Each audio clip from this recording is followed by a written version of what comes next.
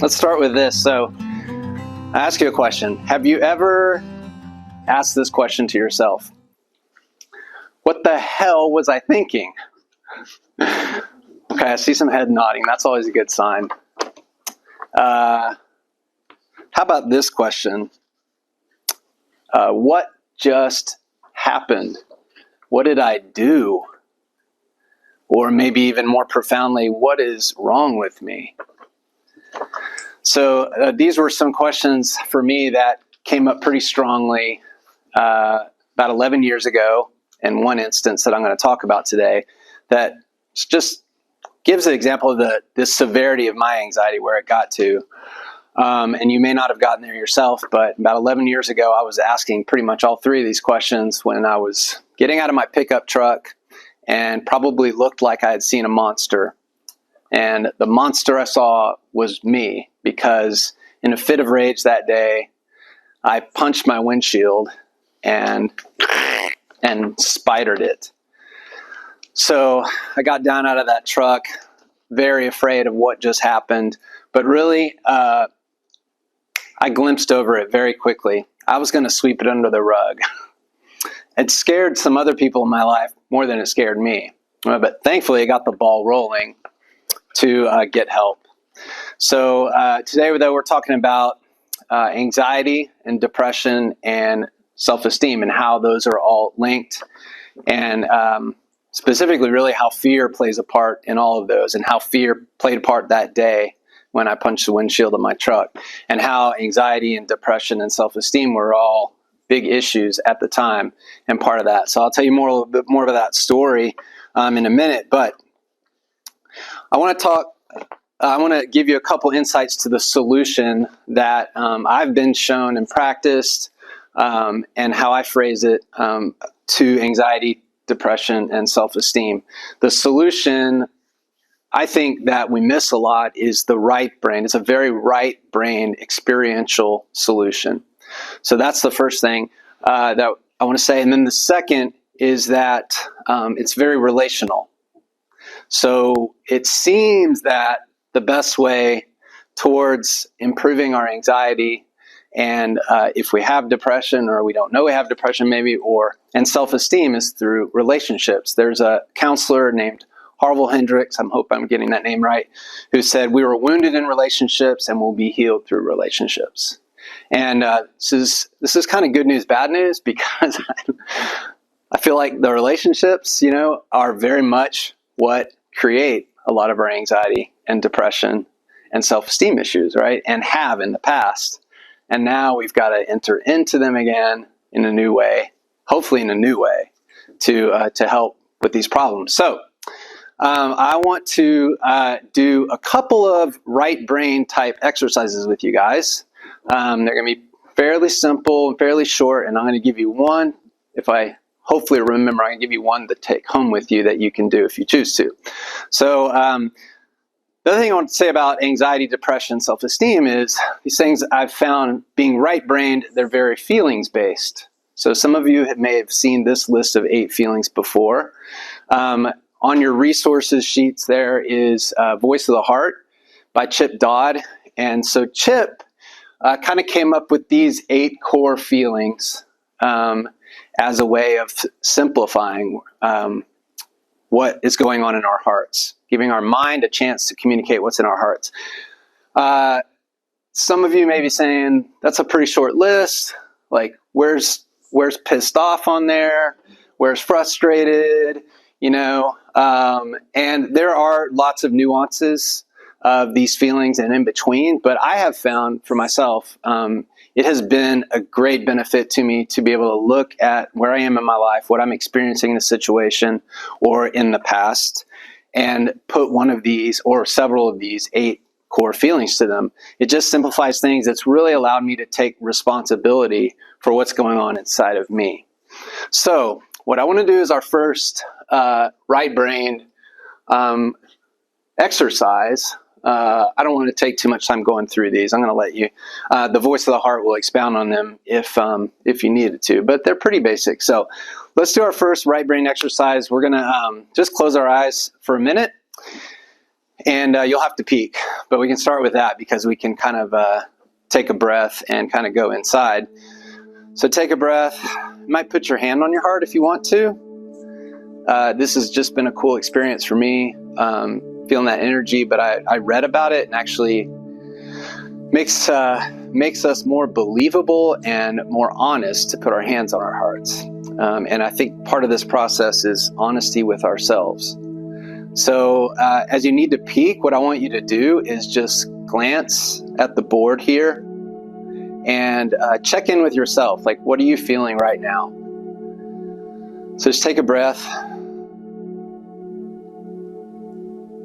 I'm going to encourage you, if you have a predominant feeling, not to stop there and to just be curious if you're experiencing more than one feeling.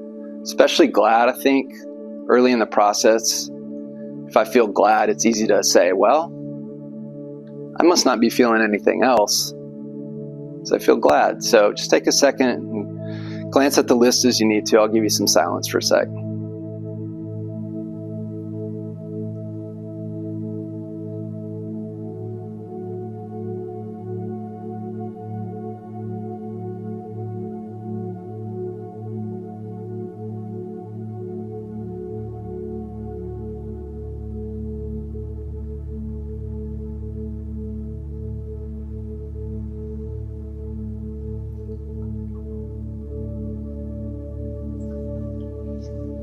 Hey, if y'all would, grab one of those pads of paper and maybe jot those feelings down real quick. I'm not going to make you do anything with them. I wasn't even planning on that. I was wondering if I was going to make you guys write, or, well, I'm not making anyone write, but if you choose to, I'm going to go ahead and go into this, and I'll probably hopefully we'll bring it back up again. There's a study that was done. This is cited in, let me see the source. There's a book called Opening Up. I didn't put this on the resources because I don't know much about the book. A book called Opening Up by James Pennebaker, and he did a study with college students, and he had them write a little bit on traumatic events in their life. He had the first group write what the traumatic event was, and that's it, just what happened. He had the second group write just how they felt about it. So something like this, or expounded on that. And then the third group, he asked to write what happened and how they felt. And then a couple weeks later, he measured their anxiety, primarily, I think, by blood pressure. And the third group, who said what happened and how they felt, had the greatest decrease in blood pressure. So there's something to, now, I was even more excited about this study when I thought that these students were telling their stories. But I would wager that if these students had actually told, not just written about it, but told someone else what happened and how they felt, I bet they'd have an even greater increase in anxiety. But you can see the power of even just putting feelings with what happened too. The power of that. That's it. Simple. Just write it down. Write how you felt. So I'm going to jump to the end and say that something that's going on in my life is I'm actually coming off of an anti-anxiety medication that I've been on for like 7 or 8 years. And so I've really had to practice what I'm preaching up here in the last few weeks. It's been better than I thought, and sometimes it's been pretty tough. So this is one of the things I've been going back to, is just the simplicity of writing what I feel and what happened. And that's true for, I think what I want to say is that we think of traumatic events, we might think of something really huge, but there's a lot of things that we might minimize. So that doesn't just go back to what happened yesterday. It might go back, 30, 40 years. As we were checking in, it may not be a surprise to most of you, but one of the big feelings I'm feeling up here is fear. And I have a lot of those. I won't get into all of them, but I'm nervous up here. And you may have felt some of that too. I would think if we're in a room of people, some of which we might know and not, and we're having 30 seconds of silence, probably most of us are going to feel a little fear. What's Keith going to ask me to do next? Am I going to have to share whatever? So there's a huge link between fear, anxiety, depression, and self-esteem. Anxiety, you might know, it might be the most obvious. You may or may not know that anxiety comes from fear. But I've found that fear is a bridge between these and what Chip in that book, The Voice of the Heart, calls the impairments of our feelings. So, for example, sad, he refers to the impairment as self-pity, as an example. Lonely might go to apathy. Anger, he says, goes to depression, and that's an impairment of anger. I think that if loneliness is going to apathy, there's a pretty good description of depression being apathetic. So I would think that depression would also be linked to loneliness. Shame goes to what's something called toxic shame, okay, where we just question our value, our inherent goodness, as opposed to being, maybe humble and admitting we need help, maybe thinking we did something wrong. That's healthy shame, but can go into a toxic shame. And I think when I was looking at all this, and I've been listening to someone named Joe Dispenza, who's also on your list, I've realized that the link of fear is what gets our minds involved and takes us into a lot of those impairments. So a lot of those impairments are our mind going into overactivity so that we don't have to feel these. So if I get hurt, the impairment is resentment. So when I get hurt, a lot of times it's just fear of these feelings is the fear that's coming up. I don't want to feel these. They're too scary in some instances. If I get hurt, get rejected, my mind jumps in and tells me how wrong that person was, what a jerk they are, and then I might call someone and make sure they're on my side and make sure I'm right, and and my mind gets involved and starts making these stories and tells me how wrong they are and how right I am and how justified I am to be this pissed off. Well, then I don't have to feel hurt. So really, I feel like it's always fear just jumping in. Well, going back to our topic today, the main three, the link to anxiety, depression, and self-esteem is this fear. And self-esteem, really what I'm saying with low self-esteem is that one that I just told you about, the toxic shame. That's the low self-esteem. When our sympathetic nervous system gets activated and we get so scared that we go into fight, flight, or freeze, and I've got a few more F's in that, but, and it could be the F word, or the list goes on. Feed, fornicate, there's lots of things we go to when we get a buildup of fear. Just like I decided to fight my windshield that day. There's a buildup of cortisol. And what I was experiencing in that truck that day was immense shame and immense fear. And probably a lot of those other. And probably a big fear of this. Big fear of this. And a combination of all those. So when our sympathetic nervous system gets involved, fight, fear goes to anxiety or rage, punching our windshield. And we go into depression too. It seems to me like, as I was reflecting on this, listening to Joe Dispenza, that flight and freeze is a great description of depression. I looked up the definition of depression, and it's simply a lowered mood. That's kind of like the clinical definition, a lower mood that may involve altered brain states. That's a pretty subjective, and I don't want to minimize clinical depression because I know that I was never fully there, but I was moderately there. Had something called dysthymia, which is a lot of the guys that when I got help, I ended up going to treatment. And a lot of the guys I was there with, basically the broad sweeping was usually like a dysthymia. That's like a low grade depression where I don't want to kill myself, but if a bus comes through here and wipes us all out, oh well. To me, that's an emotional flight, an emotional freeze. And the freeze is also that physical freeze where it's like, I'm not going out there. I'm not doing that. I'm not taking risks because one of these might happen. So I feel like fear is very involved with depression. And then, of course, self-esteem, like I just described, is that shame, going into toxic shame. So the question I have is, oh, by the way, this can be a chronic process too.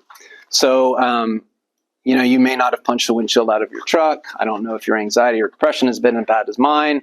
I think usually it seems that we all at some point get there at one point where it's pretty bad.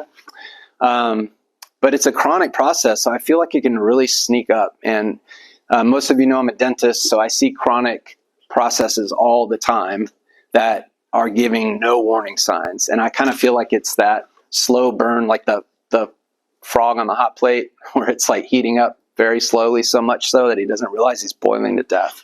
And these things become normal to us. They seem normal. I was ready to sweep a broken windshield under the rug, not talk about it, get a new windshield and move on with life, And thankfully, other people that cared about me and were also scared intervened. And it does usually take an intervention.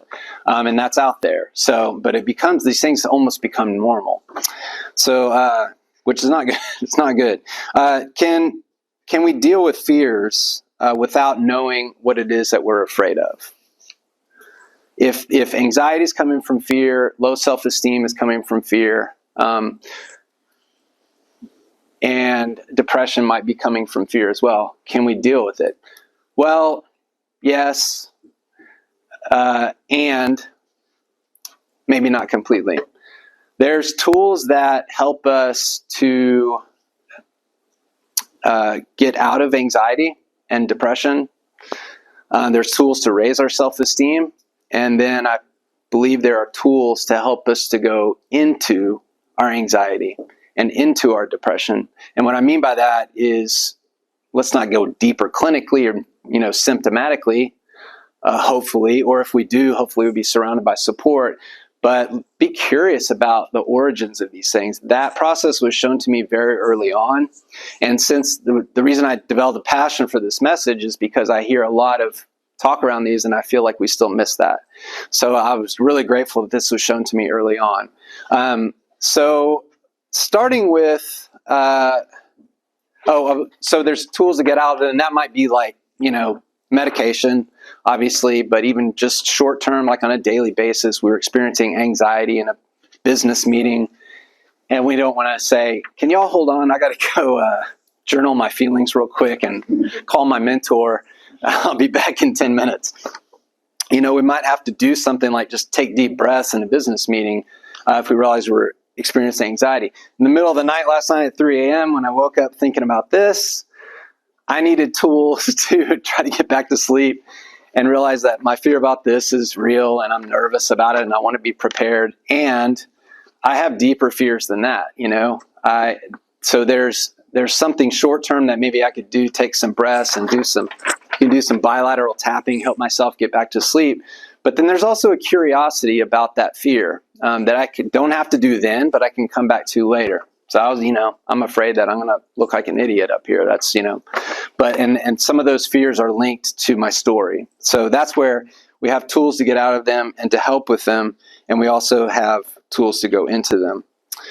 So when am I experiencing anxiety? If I said it becomes normal, maybe we don't even know that we have it. Big health issues can be a result of it without us knowing.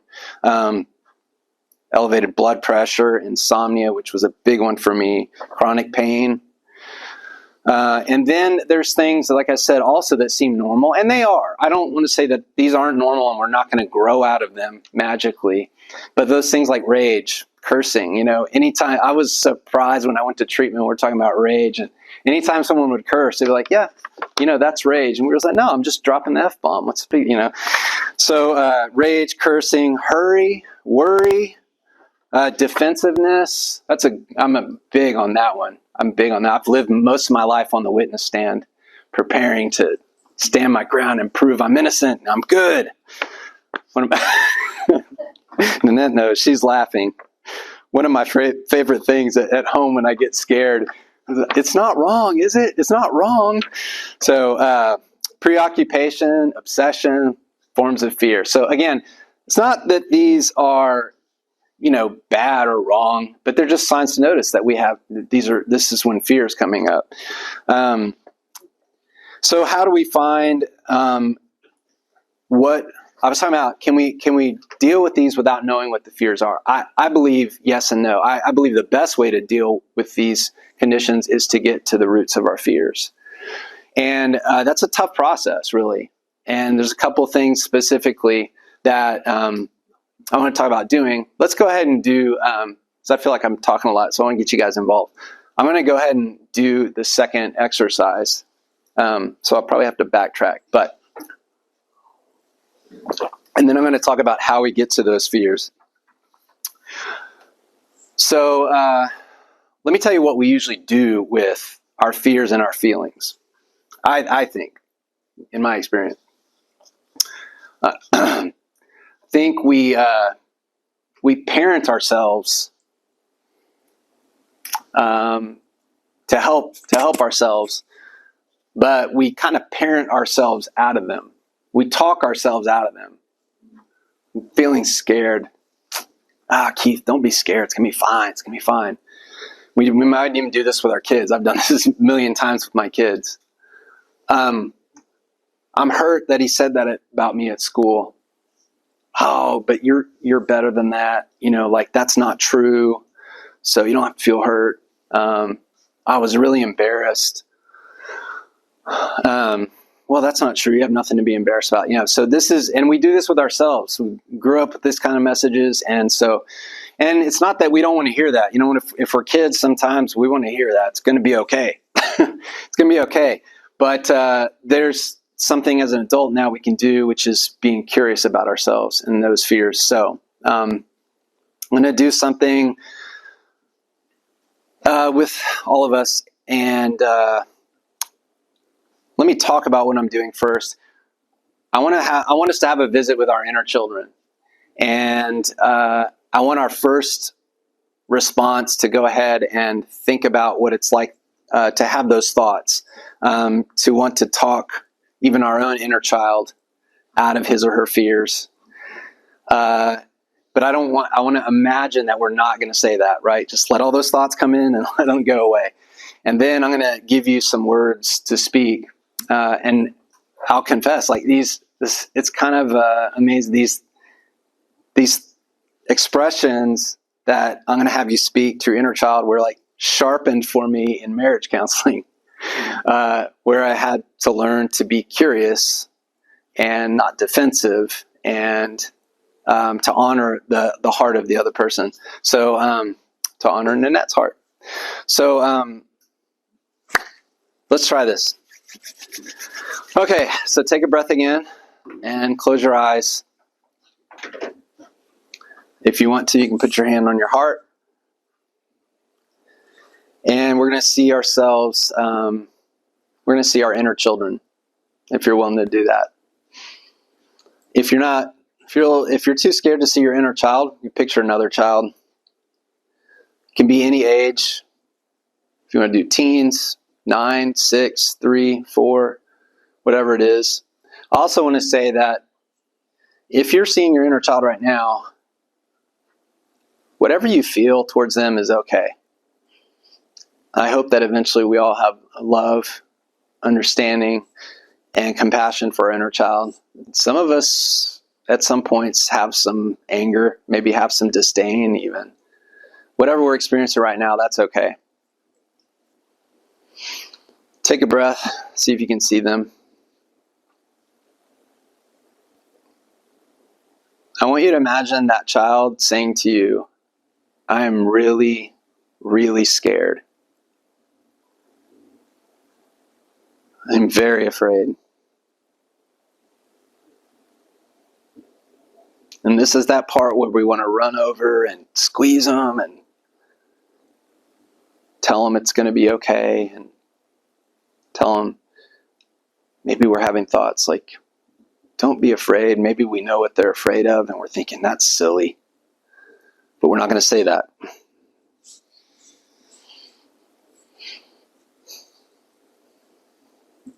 And now I want you to imagine yourself saying these things to that child.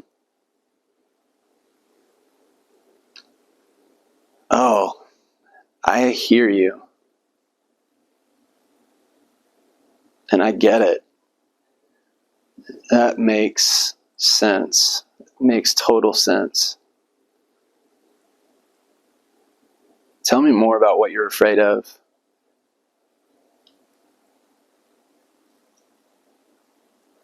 What do you need from me?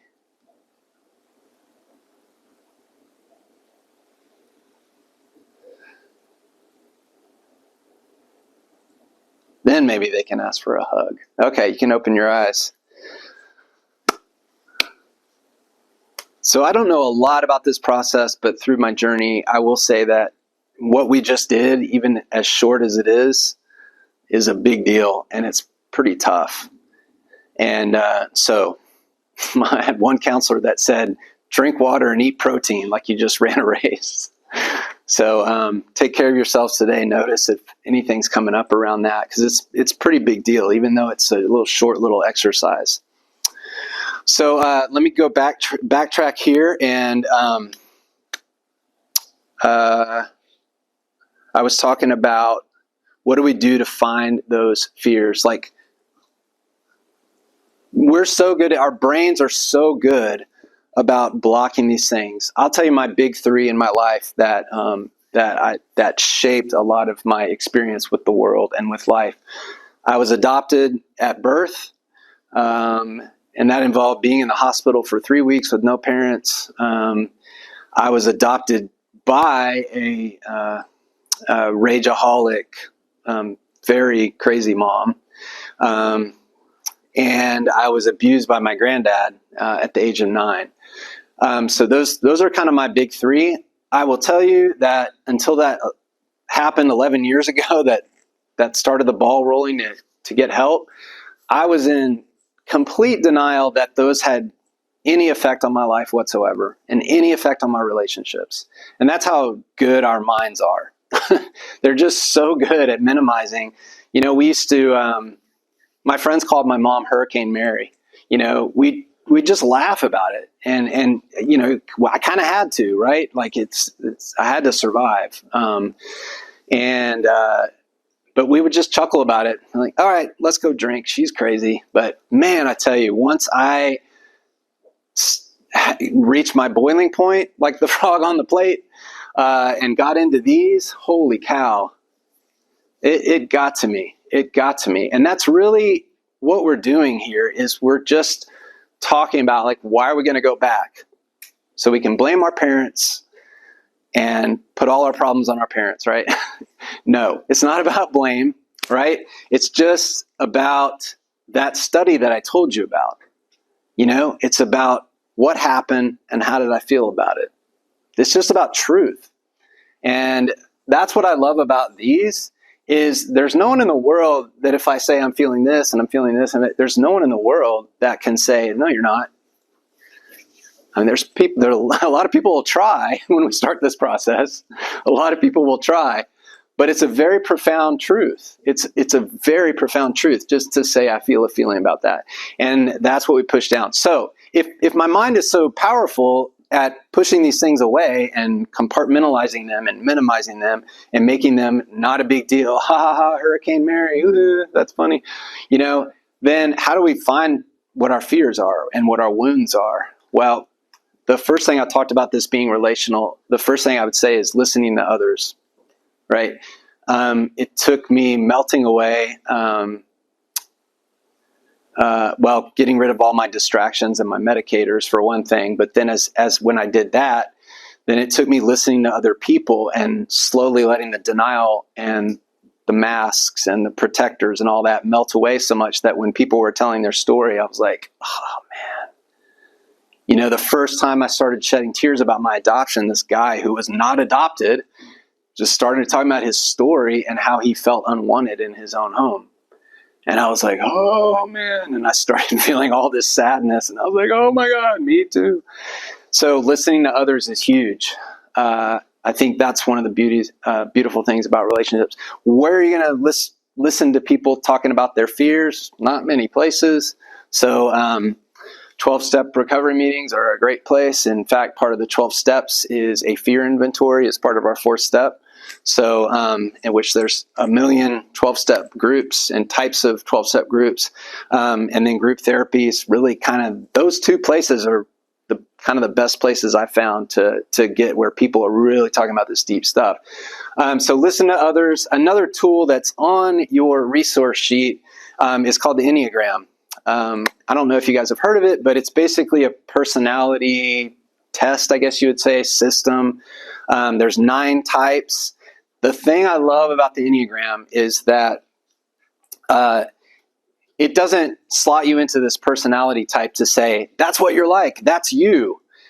And you kind of are, but the bent of the Enneagram is that's where we hide.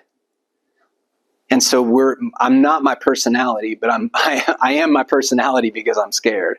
And I am my personality because I developed these traits and this way to run away, basically. So it's almost like the personality, it's not that it's completely a curse, but it is a place where I tend to run and hide to distract. And so each type in the Enneagram, if you go to the website and you do that, each type in the Enneagram has a core fear. So like one of my primary types is the core fear is to be deprived and trapped in pain. And you might say, yeah, I don't want to be trapped in pain either. And that's the beauty of it. I think there's 9 types, and I've looked at all 9 of the core fears, and there's a little bit of yeah in all of them. And so it's a really cool system. And they're just deep, profound core fears. There's also a lot of nuances in that. If you want to look at the Enneagram Institute, it's a great resource. I get their emails every day for my multiple personality types. That didn't sound good, but it's a really good resource, and it gives you insights into what you think your relationship with your mom might have been like, things like that, based on your type. So it's really cool. How are we doing on time? Y'all good? Everybody good? All right, cool. So let's see where we are. So our usual approach is to parent ourselves out of these feelings. And instead, we're going to try to be curious with ourselves and get to what the fears are. That practice the thing I just practiced with my inner child is how I want to approach myself when I experience anxiety. It's not wrong to want to hug and to be told that it's going to be okay, but it's also good to dig deeper. So the point of going back, like I said, it's not blame. It's about telling what happened and how we felt. Let's see. I've heard it said that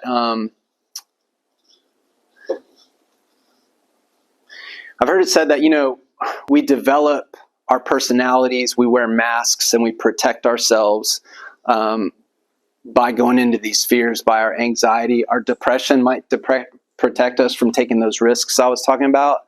But one of the things I think we don't see is that, what about other people that we're protecting? What about our parents or the authority figures that harmed us? And so there's a lot of the impairments of these that are not just protecting us, they're protecting those people. And in our minds and stories. I'm not saying that those people are evil.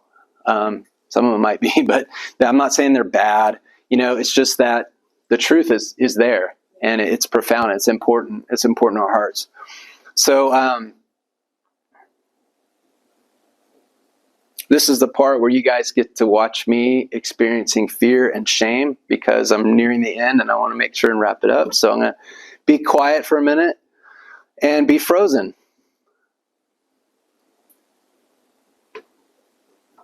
All right, so let me give you your third right brain exercise to take home, and then I'll kind of wrap up.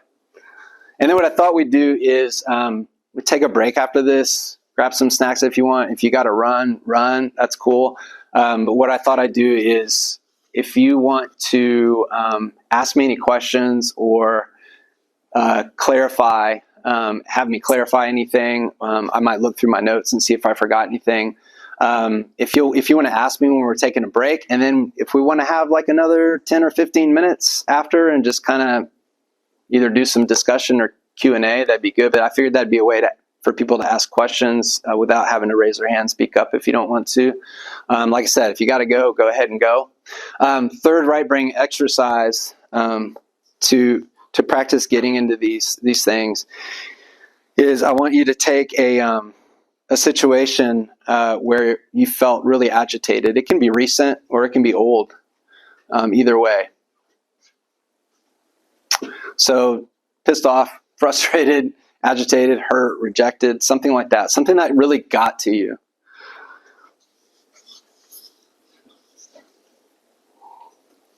And you can do this later. This doesn't have to be now. What I was going to say about hurt and resentments. First of all, let me not forget this. Sometimes it's really good to work backwards. And the reason I'm asking you to look for somewhere where you're pissed off or frustrated is that's usually where we're going to start. We're not going to be like, oh, I feel hurt. We're going to be mad. We're going to be resentful. And one of the ways I was thinking that we, saying that we parent ourselves out of these things, I was thinking about something we might say about resentment this week, which is, well, all you can do is forgive and move on. Now, in regards to our attitude towards the other person, somewhat true. But in regards to our own psyche and our own hearts, not true. There's lots of good digging to be done right here.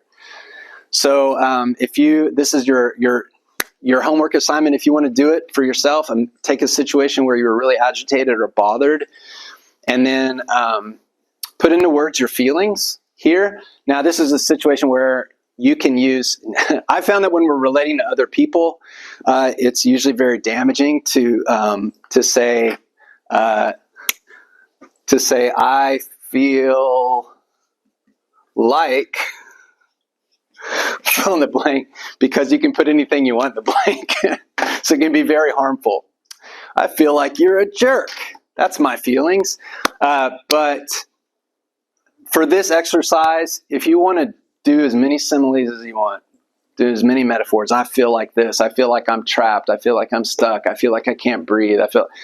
When we're looking to explore our hearts, this is okay. Excuse me. This is okay. So take that circumstance where you're really agitated, then come up with your feelings about it.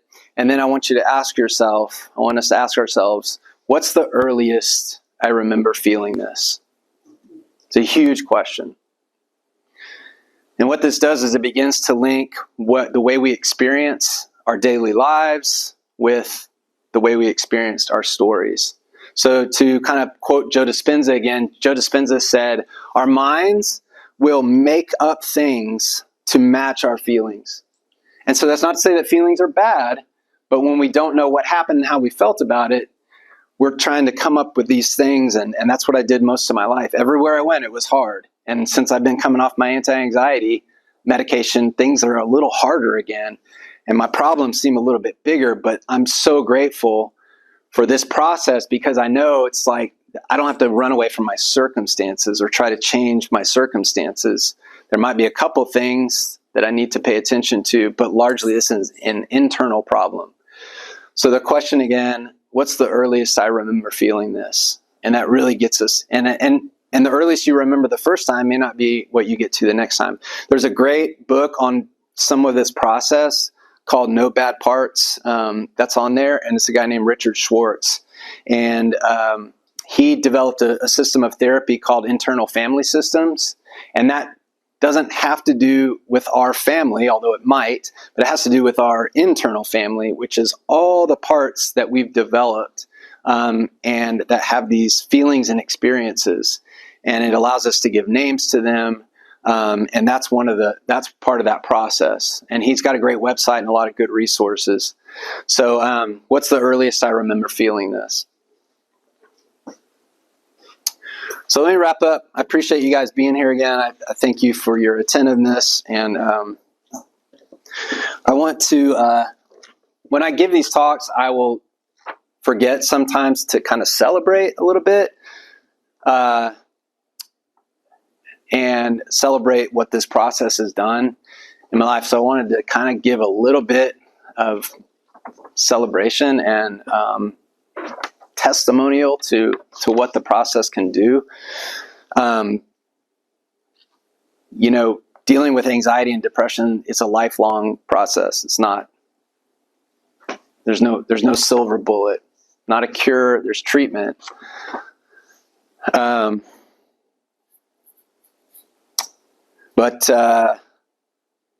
there's a lot going on inside of us that may be a result. So this process has pretty much cured me of quite severe childhood asthma. And as many of you know, Nanette and I run now a lot. Our running coach is here. And I could barely play a quarter of basketball without having to go sit on the bench for 10, 15 minutes to take my inhaler and try to catch my breath again. So the systemic things that anxiety can cause within us is unbelievable. And so physically, I feel 1,000 times better. So that's just one small celebration. I talked about burnout at the beginning. And all I'll say about burnout really is kind of what I've already said about when I came off my anti-anxiety medications, is to know that if I'm feeling burnt out, it's easy to say, well, I'm burnt out on my job. I'm burnt out on doing this. I'm burnt out on caring for people. I'm burnt out on my marriage. I'm burnt out on my kids. As a father, I'm burnt out. It'd be easy to assign that burnout to a circumstance. But as Joe Dispenza phrases it, I think he says it this way: our internal reality creates our external reality.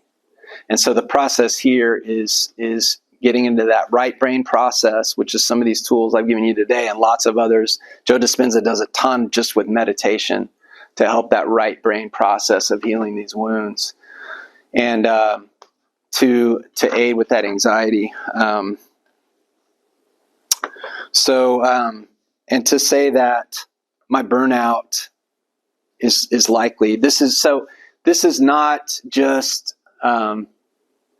a mental health. These aren't just mental health issues. What I've found for me is they're largely relational health issues, and just as much or more with myself than with others. So my hope for us, again, is gentleness with ourselves. It's a tough process. It's not an efficient way of life to dig this way, but it's worth it.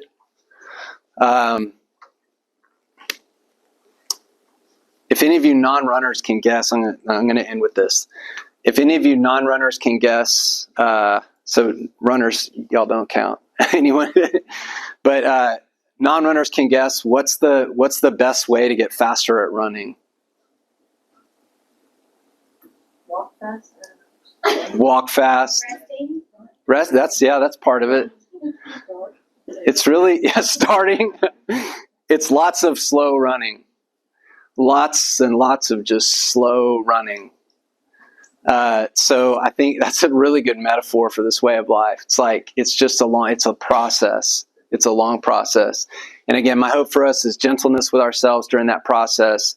And again, curiosity with ourselves, that we can see the internal and tell the truth about it and be loving with ourselves. And the result of that for me is improvement with anxiety and depression and self-esteem, but largely it's an improvement in relationships, which I think the fact that all of these things, anxiety, depression, self-esteem, really what I've been talking about this whole time is it's got everything to do with people. The circumstances often would say that it's a job or it's a this or it's that.